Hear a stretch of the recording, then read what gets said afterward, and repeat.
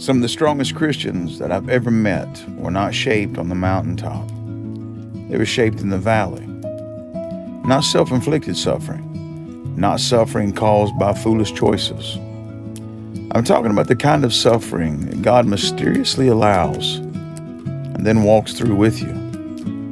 It's the kind of suffering that breaks your heart, but it doesn't destroy your faith. I'm talking about the kind of suffering that leaves scars, but it also leaves wisdom.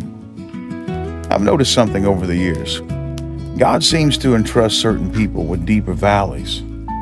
Many of these deep roots begin forming early in life. Some people endure pain, rejection, they endure loss, they endure brokenness, long before they're even old enough to understand it. Yet God has a remarkable way of taking the very things that should have crippled a person and transforming them into the soil where wisdom, compassion, where resilience, and where faith begin to grow. And it's not because He loves them less. But it's because He intends to grow something in them that cannot be developed in any other way. Suffering drives roots deep. Anyone can praise God when life is easy. But when you've sat beside hospital beds, when you've buried loved ones, when you've prayed prayers that seemed unanswered, when you've walked through seasons of loneliness and disappointment, when you've walked through grief and still found God faithful, your roots go deeper. And deep roots produce things that shallow soil never can. It produces empathy. You stop judging people so quickly because you know what pain feels like. It produces patience. You learn that God is rarely early, but He's never late. This type of suffering produces kindness. Broken people often become gentle people because they remember what it felt like when someone extended grace to them in the past.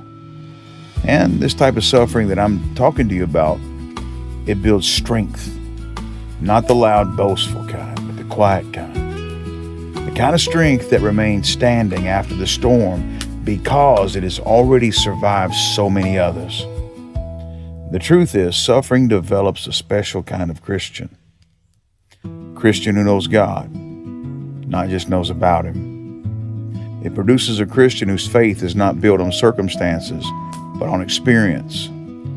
It produces a Christian who has discovered that God's presence is often felt most deeply in the darkest valleys. You see, Romans 8:28 doesn't promise that all things are good. It promises that God works all things together for good, even pain. It works loss, even brokenness. My friend, God wastes nothing.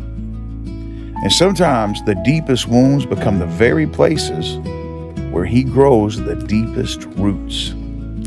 So if you're suffering right now, I don't want you to assume that God has abandoned you. It may be that He's developing something in you that comfort never could.